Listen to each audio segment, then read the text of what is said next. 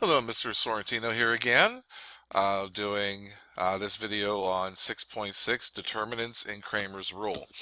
And I mentioned determinants here and there in the previous lesson because that was one thing that helped us would determine whether or not a matrix had an inverse or not. Um, being able to calculate the determinant becomes something that's necessary for that, but it's also something that alone can be used to find the solution to a system of equations using Kramer's rule. So the very first thing you learn how to do is the determinant of a 2 by 2 matrix, because a 2 by 2 matrix is a very simple process of figuring out, its determinant. And essentially, if I'm given a matrix, as shown here, then all I need to do basically is carry through the multiplication and difference. I would multiply in this direction first, and then this direction second, and subtract the two results. So it's kind of like a cross multiplication type of thing we have going on here. So for instance, if we want to do that for example 1 here, where I'm asked to find the determinant of -8, 6, -1, 2. And notice, when you're asked to find a determinant, they're going to use like absolute value marks instead of typical matrix brackets for that, so don't get alarmed if you see that. That's just a shortcut of writing find the determinant of that matrix. And as you can see, that's notation's used up here as well. So with this idea in mind, take a moment, see if you can find the determinant of this matrix, and then we'll go through it momentarily. So as mentioned up there, to find the determinant, I just got to do this first. I'm going to have, that's going to equal -8 times 2. I'll write it out more than needed. Minus, and then the second one I do in this direction, -1 times 6. And so that ends up being -16 minus a -6, which means I'd be adding subtracting a negative is the same thing as adding. So -16 plus 6 would give me a -10. So this determinant could be used for some calculations we'll show a little bit later in Kramer's rule, but this would also let me know that, the matrix, -8, 6, -1, 2 would have some sort of inverse because this determinant does not equal 0. So that's something that could be used for that. Now, the procedure, if you have a 3 by 3 or above matrix, is a little bit more involved because we really only have this formula type situation for 2 by 2 matrices. So how do we handle a 3 by 3 matrix or bigger? Let's take a moment now and see how that goes. So you can see here, and some of this wording here got cut off from the notes. So you have them in your notes, but I'll go to that when I get to it. The procedure of finding the determinant of a bigger dimensioned matrix is a little bit more involved. What I have to do first is choose a row of the matrix. So for the case in point, for my situation here, I'm going to choose this top row here. Now sometimes they'll tell you to expand across a certain row. Make sure that you follow that, because especially in like the My Math Lab homework, they tell you to expand across a certain row.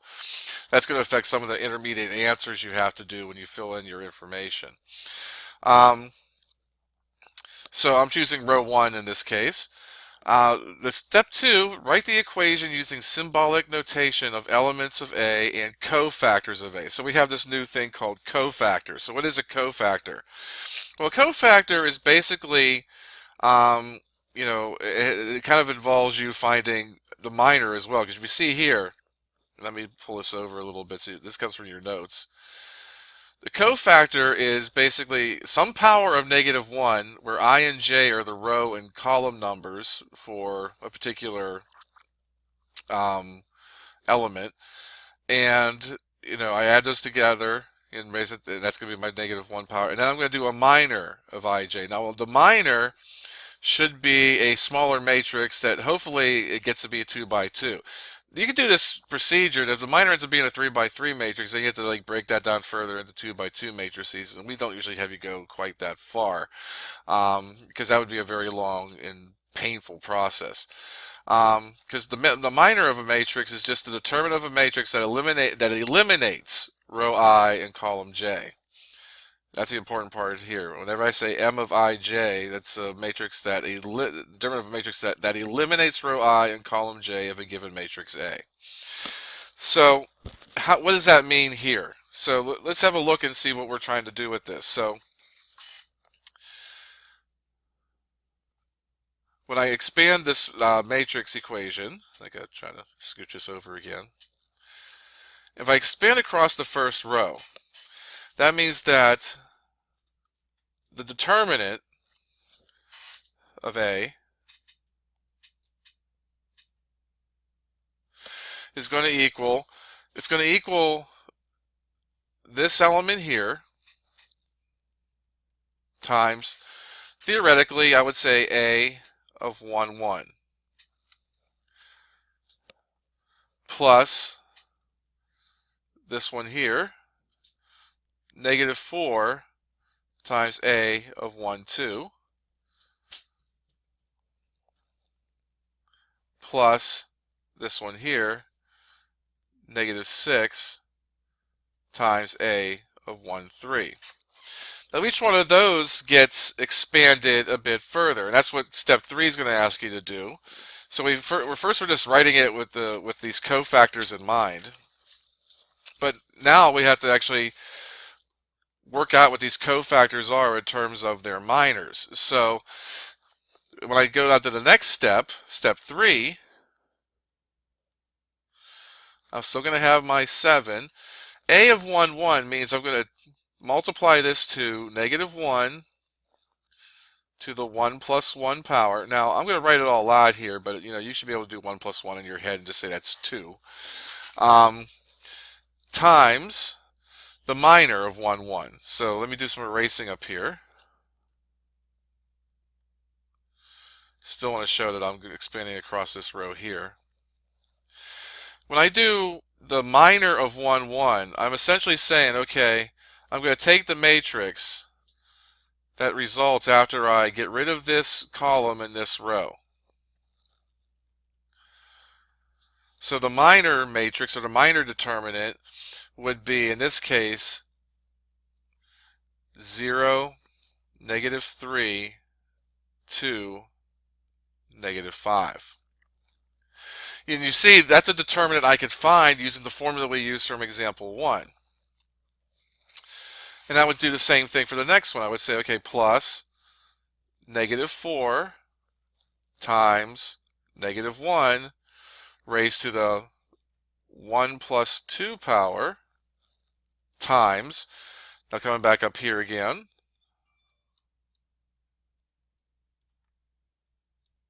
since I'm looking at element negative 4, I would be eliminating the first row again, but now this column. And so the matrix, the determinant matrix I'm left with there is I'm going to have 2, negative 1, negative 3, negative 5. And then for the last one, I'm going to have plus negative 6 times negative 1 to the 1 plus 3 power, again, row number, column number, times, coming back up here again, still eliminating the first row because I'm going where the negative 6 is, but now I'm going to eliminate the last column, and the minor matrix that's left over after that is 2, 0, negative 1, 2. So that's my formula expressed with cofactors expressed as operations with minors. And this is where I need to get to. Now I could do the computation. So let me scooch this up a little bit. I want to calculate the value. So when I work this out now, I'm going to have the determinant of A equaling 7 times negative 1 squared is just 1. 1 plus 1 is 2, so negative 1 squared. Times, now the determinant, again, I'm going to do that crisscross pattern. I'm going to have 0 minus negative 6 is going to give me 6. Negative 4 times 4 times negative 1 to the 1 plus 2 is 3, so that's going to be times negative 1. 2 times negative 5 is negative 10 minus positive 3, so negative 10 minus 3 is a negative 13. Plus negative 6. 1 plus 3 is to the 4th power. So negative 1 to the 4th power is going to be a positive 1. Times 2 times 2 is 4 minus negative 1 times 0, which is 0. So I'm going to have 4. So simplifying even further, I'm going to have 42 minus 52 minus 24. And that's going to equal a negative 34. So the determinant of A equals a negative 34. And you're shown on your notes, and I have it written down here again.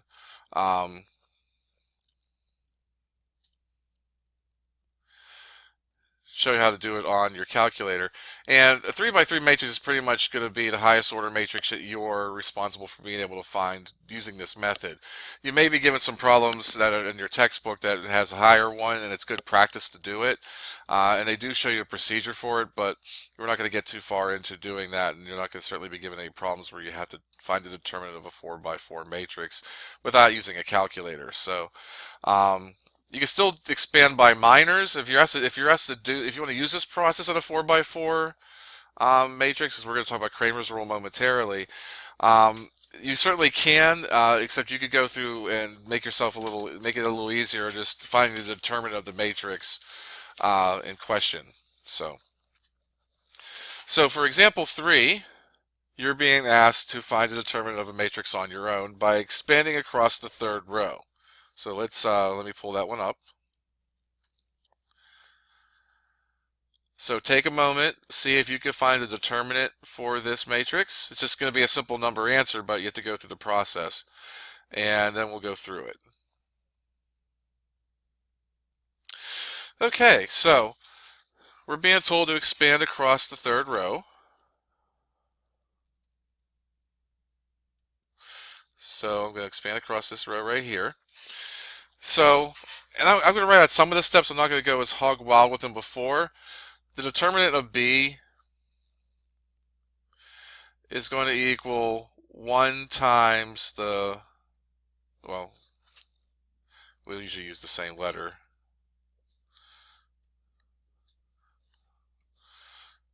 B of 3, 1 plus 2 times B of 3, 2 plus negative 1 times B of 3, 3. And so that's going to be 1 times negative 1. 3 and 1 is 4th power. And I already know what the minor matrix is going to be, because I kind of imagine I'm just going to eliminate this column, for 1. So I'm going to have my minor matrix right here. The determinant of negative 6, 7, 1, 3 plus 2 times negative 1 to the 5th power, 3 and 2. And now when I look to eliminate my matrix, so I'm still expanding across this row. Now I'm just going to be eliminating this column. So the matrix I'm going to have a determinant of there is going to be negative 4, 2, 7, 3. Got a little hog wild with writing that as long as I did. And lastly, plus negative 1 times another negative 1. This negative 1 is coming from the formula for a cofactor of the 6th power. That's 3 and 3. And the determinant, again, still expanding across the bottom row. So I'm still eliminating that row, but I'm now eliminating this column. And so I'm going to have negative 4, negative 6, 2, and 1. So I have all these 2 by 2, and that got bigger as I moved to the right. That's kind of weird. So as I do this, I want to find these determinants. So 1 time negative 1 to the fourth is 1, so I'm just going to have a 1 times this determinant. Negative 6 times 3 is negative 18, minus 7 is going to be a negative 25, plus negative 1 to the fifth is negative 1 times 2 is negative 2. So I'm going to have negative 2 times negative 4 times 3 is negative 12, minus 14 is going to give me a negative 26. And I'm going to have negative 1 times negative 1 to the sixth. Negative 1 to the sixth is going to be just 1, so I'm going to have just a negative 1 here times that determinant. Negative 4 times 1 is negative 4, minus a negative 12, which is 2 times negative 6. So negative 4 minus a negative 12 is going to give me a positive 8. So here I'm going to have negative 25 plus 52 minus 8, and that gives me a determinant of 19. So that's a procedure for finding the determinants by hand. That's as far as it's going to go for you being able to do that. I mean, you're not going to be expected to find the determinant by hand for anything that uses, 4x4s and things like that. Not that you won't be asked to maybe use the rules that we're about to go over for a 4x4 situation, but you would certainly be able to use the calculator to find the determinant in those instances for sure. So, which gets us into Kramer's rule. So let's have a look at what Kramer's rule is saying. And Kramer's rule is basically giving us a method of using determinants to figure out what the solutions to a system of equations is. It's actually a very time-saving process. It's not as fast as doing A inverse times B, but it is more of probably the faster algebraic method, because again, finding determinants, even if you're doing them by hand, is not super difficult. It's just knowing the procedure and remembering what you're doing at any time. So if you're given a 2x2 matrix, they're saying that x equals the determinant sub x over the determinant d, and y equals the determinant sub y.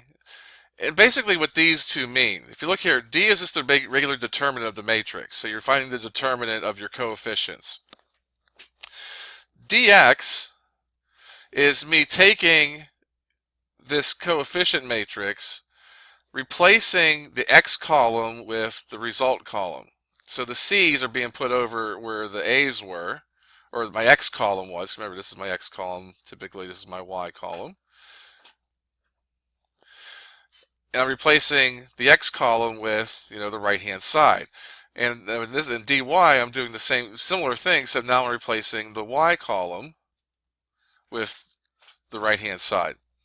And if I find these determinants and then do these ratios that are being defined up here, then I would be able to find a solution to the system of equations. And much like that, for a 3x3 matrix, well, let's do a 2x2 one first.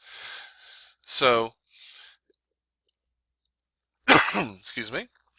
So let's work through the setup, and then I'm going to have you carry out the rest of it for doing Kramer's rule. So, for instance, if I want to set up these matrices, these determinants, D is just going to be the determinant of my coefficient matrix. So the 3, the negative 4, the 2, and the 3 would be here.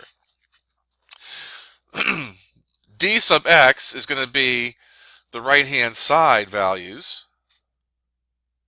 replacing the x column and keeping the y column. And dy is going to be me keeping the x column from my regular determinant and replacing the y column with what's on the right-hand side of the equal signs. So these are the three determinants I need to find in order for me to figure out what the final answer is. So let's work through this. First, tell me what the determinant of D is. The first determinant here, tell me what the value of that is. Well, it's a 2x2 situation, so you don't have to worry about cofactors and minors. That's just going to be 3 times 3 minus negative 4 times 2, or 9 minus a negative 8, so it's going to be plus 8, that's going to be 17. Now find dx, this one here. Okay, much like the previous one, I'm going to have negative 7 times 3 minus 1 times negative 4. So I'm going to have a negative 21 plus 4, which gives me a negative 17. And lastly, let's find d sub y, this one right here, the determinant of that. Well, same procedure. I'm going to do the 3 times 1 minus 2 times negative 7. So I'm going to have 3. 2 times negative 7 is negative 14, so minus a negative 14 is plus 14. And I get 17. So now, using the notes you have from Kramer's rule, which were given to you, I want you now to determine what is x and what is y.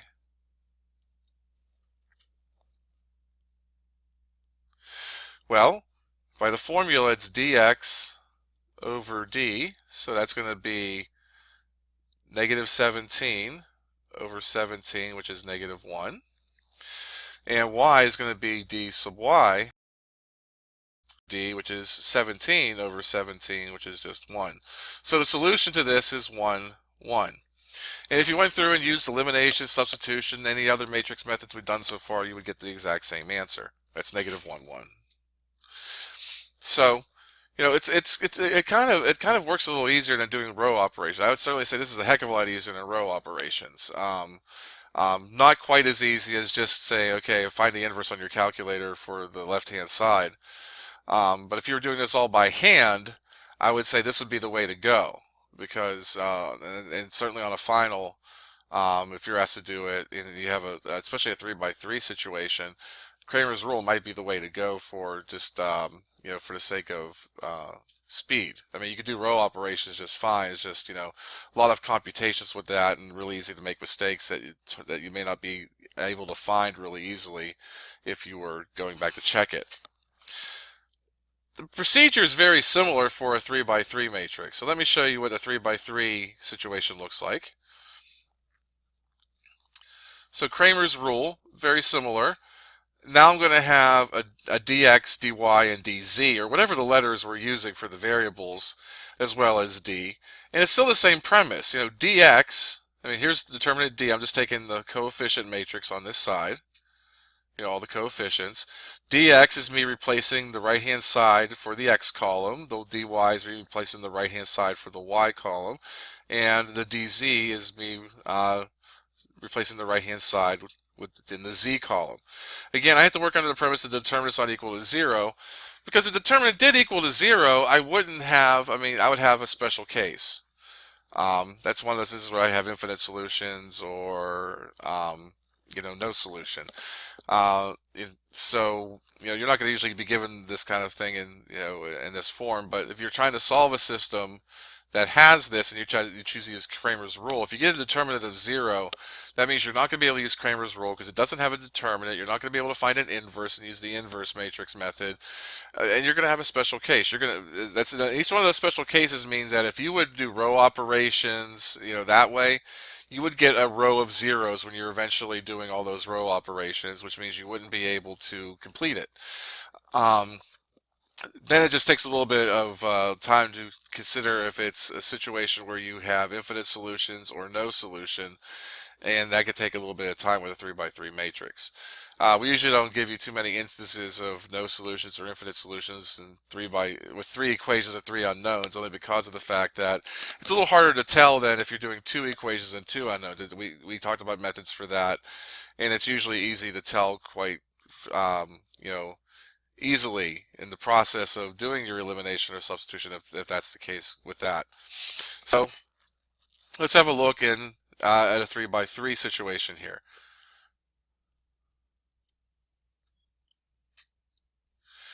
Now that you're showing some calculator steps here, And I'm just going to kind of demonstrate it. I'm going to kind of show this because, I mean, I could go through and certainly set up the matrix and everything.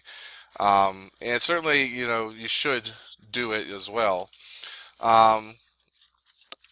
But,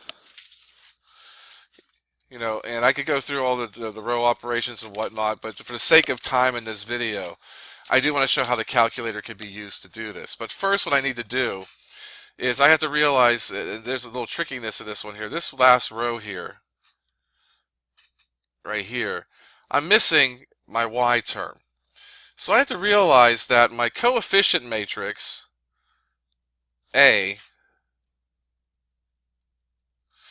is going to be 3, 1, or sorry, 3. Ugh. I was looking at the y for some reason. 2, 1, 3, negative 3, 1, 0, negative 1, 1, 2. And so if I'm doing D, that's going to be, of course, this is the determinant of this matrix.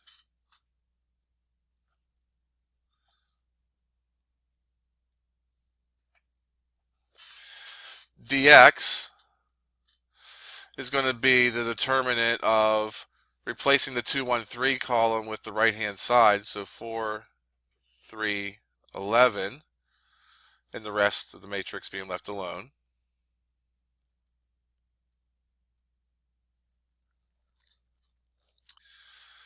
Dy, I'm going to have the 2, 1, 3 here. It's going to be the middle column that's replacing the 4, 3, 11 is going to replace the middle column. And of course, dz is going to be the 2, 1, 3, the negative 3, 1, and 0 in this column. And of course, the last column gets replaced with the 4, 3, and 11. And I would find those determinants.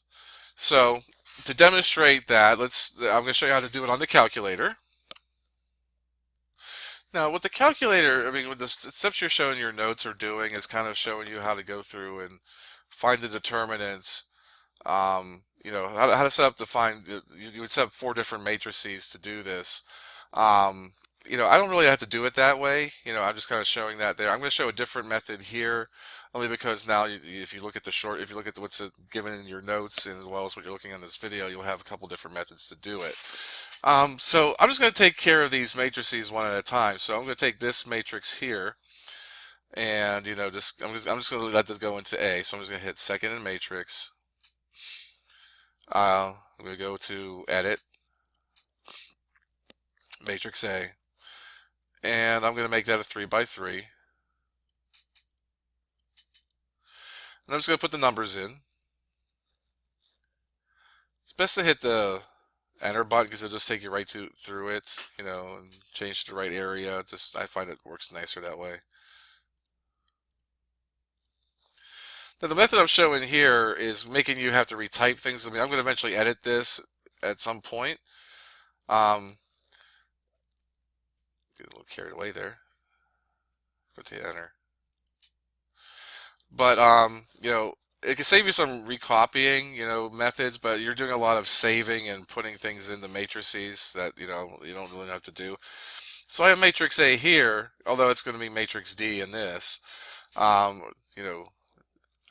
I'm going to find the determinant of this. So if I just go to second matrix, I'm going to do math. I want to do a determinant. Oh, I have to be careful. One thing you have to be careful about, and I'm glad this happened because I forgot. You can actually have matrices made up of matrices, where an element of a matrix is actually another matrix. And I can also have a situation where an element of a matrix could be a determinant of another matrix. Now, we're not getting into that kind of linear algebra here. So let's clear this out of here. Just say that's 2 again. So you want to make sure before you start trying to do any calculations, you want to make sure you get out of this edit menu before you do anything. So now what I could do is second matrix, find my determinant, and then say second matrix again, and do matrix A. And so I get the determinant of matrix A to be 4. So I'll just write that here. It's going to disappear for a second.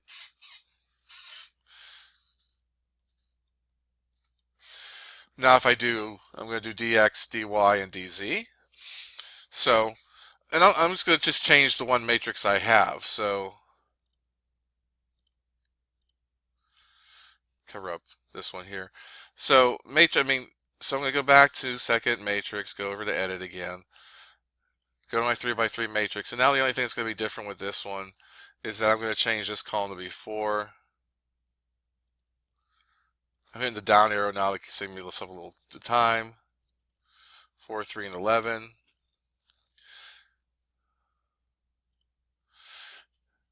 And now I'm just going to go back, quit. And if I just hit enter again, it's going to, the last command was do determinant of A. So I do it here, it's going to also be 4. So I know this is 4. Bringing those back up again. Going back to my matrix. So there's shortcuts you can do with this, depending on which method you choose to use. Now when I alter this matrix, now I have 2 columns to fix. So I have to put this one back into 2, 1, and 3. This one here I have to make it back to, then I have to change this to the 4, the 3, and the 11. And now I have my dy set up. Hit enter again here. I'm going to get -8, so that's what this one is.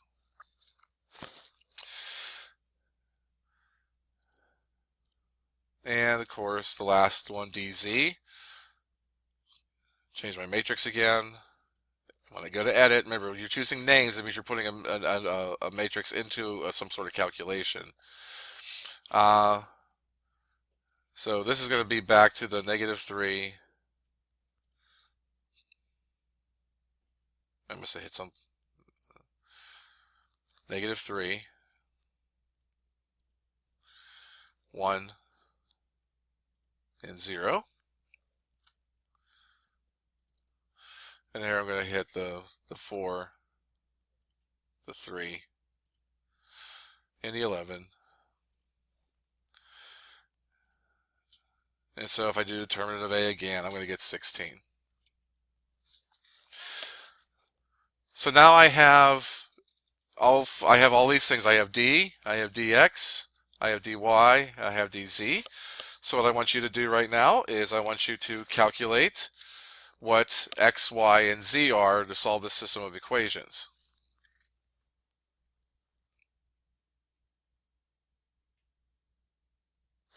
Okay, so we know x equals dx over d, which in this case is 4 over 4, so that equals 1.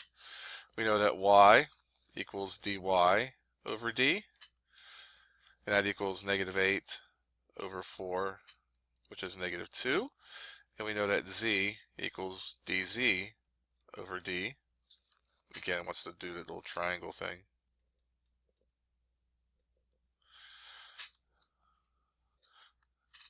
Over d, and that's 16 over 4, which is 4. So my solution to this is 1, -2, 4.